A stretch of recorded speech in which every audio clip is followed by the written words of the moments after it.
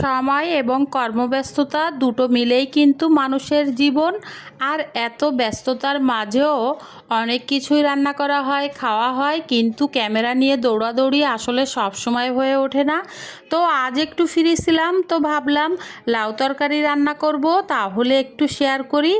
আজকালকের বাচ্চারা তো কোনো সবজি তেমন খেতে চায় না, তারপরেও বাসায় একটু তৈরি করলে একটু বলে কয়ে একটু খাওয়ানোর চেষ্টা করতে হবে মাঝে মাঝে।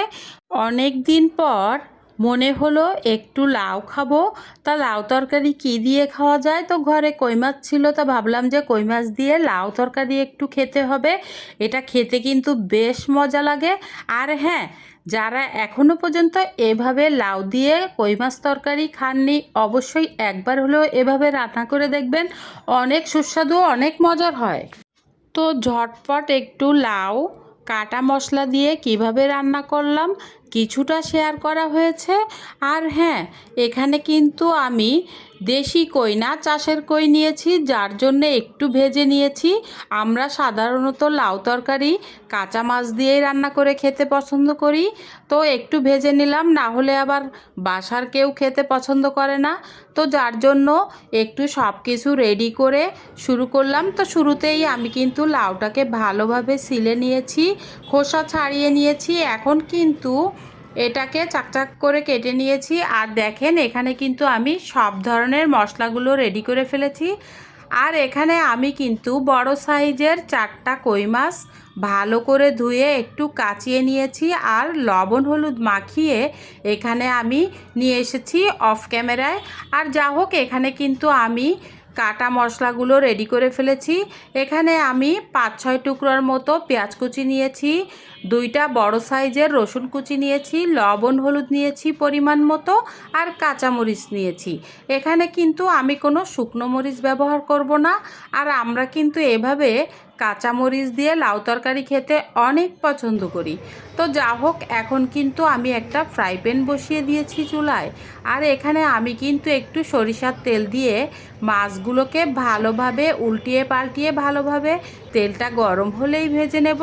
তো দেখুন, এই যে আমি মাছগুলো পর্যায়ক্রমে দিয়ে দিচ্ছি। তো এভাবে কিন্তু চাষের কইও আমরা একটু ভেজে রান্না করলে কিন্তু খেতে ভালোই লাগে, খারাপ লাগবে না। তো যা হোক, এখন কিন্তু আমি মাছ ভাজিগুলো চুলায় বসিয়ে দিলাম। তো এর ভিতরে আমি কিন্তু একটু টুকিটাকি কাজগুলো সারছি, কারণ সংসারে তো আর একটা কাজ না। আর মাঝে মাঝে একটু দেখে নাড়া দিচ্ছি, এর ভিতরে আবার আপনাদের কিছু ভিডিও আর একটা ফোনে দেখার চেষ্টা করছি। তো আমি কিন্তু রান্নাবান্নার সময়ই সবার ভিডিওগুলো দেখি বা গভীর রাতে দেখি, কারণ আমি কিন্তু ভিডিও সব সময় অন করে, আমি যদি কাজে ব্যস্ত থাকি তাহলে কিন্তু চালু করে রাখি, তাহলে আমার থিমটা বুঝতে সুবিধা হয় আর রান্নাগুলো শিখতে পারি। তো যা হোক, এই যে আমার মাছগুলো কিন্তু ভাজা হয়ে গেল। এখন কিন্তু আমি একটা কড়াই আবারও চুলায় বসিয়ে দিলাম। আর এখানে আমি পরিমাণ মতো সরিষার তেল নিয়ে নিয়েছি। এখন কিন্তু আমি পর্যায়ক্রমে কেটে রাখা পেঁয়াজ কুচিগুলো, রসুন কুচি ও কাঁচামরিচ কুচিগুলো দিয়ে দিব। তো দেখতেই পাচ্ছেন, একে একে আমি কিন্তু সব মশলাগুলো তেলের উপরে ছেড়ে দিচ্ছি। তো এভাবেই কিন্তু রান্নাটা শুরু করলাম।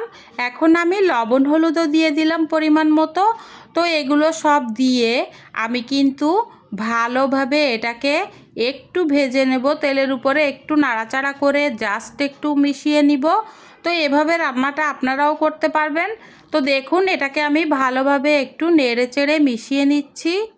আসলে কি জানেন, এই ইউটিউব প্ল্যাটফর্মে কাজ করতে এসে অনেক অভিজ্ঞতা হচ্ছে দিন দিন।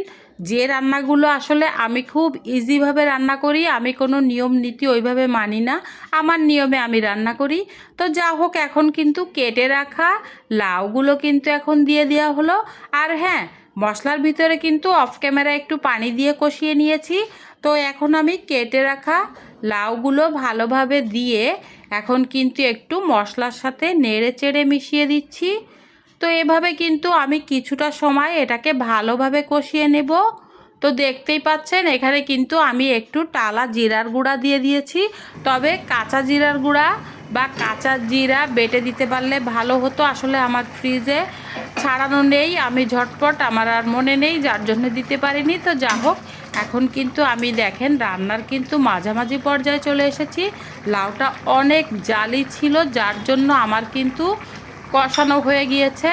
তো এর ভেতরেই আমি কিন্তু মাছগুলো দিয়ে দিলাম। আমার কিন্তু আর পানি দেওয়া লাগছে না, কারণ লাউটা কিন্তু সেদ্ধ হয়ে গিয়েছে।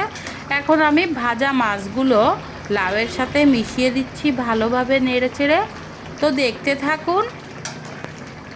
আসসালামু আলাইকুম বন্ধুরা, সবাই কেমন আছেন? দূরে ও কাছের, দেশে ও দেশের বাইরে থেকে এই মুহূর্তে যে সকল বন্ধুরা ভিডিওটি দেখছেন, যদি ভিডিওর কোনো অংশ আপনাদের কাছে ভালো লেগে থাকে, প্লিজ একটা লাইক দিয়ে সুন্দর একটা গঠনমূলক কমেন্টস করে যাবেন। আর হ্যাঁ, ভিডিওটি না টেনে শেষ পর্যন্ত দেখার চেষ্টা করবেন।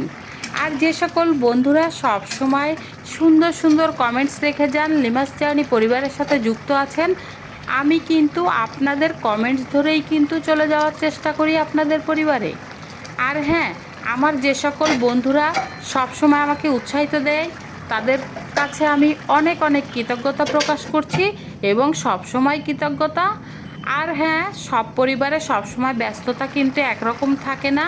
তো অনেকেই এই প্ল্যাটফর্মে কাজ করতে এসে অনেক বন্ধুবান্ধব হয়েছে, যারা সব সময় নিয়মিত ভিডিওগুলি দেখে এবং আমাদের কাছে মনে হয় আমরা একটা পরিবার। তো যা হোক, এখন দেখেন, এখন একটু কিছু সময় ঢাকনা দিয়ে ঢেকে রান্না করে আবার একটু নেড়ে চেড়ে দিচ্ছি।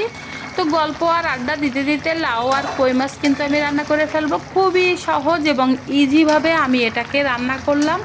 তো দেখুন, এটাকে ভালোভাবে একটু মিলিয়ে আবার একটু নাড়াচাড়া দিয়ে আবার কিছু সময় ঢাকনা দিয়ে ঢেকে জাল করে নিব। লিমাস জার্নি পরিবারে সব সময় ফলো করছেন, কিন্তু এখনও পর্যন্ত সাবস্ক্রাইব করেননি। প্লিজ, যদি আপনাদের ভিডিওর কোনো অংশ, কোনো একটা ভিডিওর ভালো লাগে, তাহলে অবশ্যই চ্যানেলটি সাবস্ক্রাইব করে নিন। আর সুন্দর সুন্দর রান্না পেতে অবশ্যই লিখবেন কী ধরনের রান্না আপনাদের পছন্দ, কী ধরনের খাবার দেখতে চাচ্ছেন, অবশ্যই চেষ্টা করব। তো দেখুন, এখন কিন্তু আমি ঢাকনাটা উঠিয়ে দিয়েছি, আমার রান্নাটা কিন্তু হয়ে গেল। তো এই খুব সহজ উপায়ে এবং ঘরে থাকা মশলা, কেটে রাখা মশলা দিয়েই কিন্তু আমি তরকারিটা রান্না করলাম। এখন আমি টালা জিরার গুঁড়ো আমি তরকারির উপরে একটু দিয়ে দিলাম। তো দেখতেই পাচ্ছেন কতটা ইয়ামি লাগছে, আর রান্নাটা কিন্তু বেশ হয়েছিল। তো ভাবলাম বন্ধুদের সাথে একটু শেয়ার করি। জিরার গুঁড়াটা দেওয়ার পরে কিছু সময় ঢাকনা দিয়ে ঢেকে দিব। তো রান্নাটা কিন্তু আমার কমপ্লিট। এই দেখুন কতটা ইয়ামি লাগছে দেখতে আর লোভনীয় লাগছে। আর এখন কিন্তু আমি একটা ডিশ বলে তরকারিটা ঢেলে নেব পরিবেশনের জন্য। তো দেখুন কতটা ইয়ামি লাগছে। যদি আপনাদের ভালো লেগে থাকে ভিডিওটি, অবশ্যই লাইক দিতে ভুলবেন না কিন্তু। আর হ্যাঁ, যদি আরও বেশি ভালো লাগে, তাহলে একটা সুন্দর গঠনমূলক কমেন্টস করে যাবেন। আশা রাখি ভিডিওটি আপনাদের কাছে ভালো লেগেছে। আর যদি ভালো লাগে, অবশ্যই আমার চ্যানেলের সাথেই থাকবেন। তো আজ এ পর্যন্ত, আল্লাহ হাফেজ।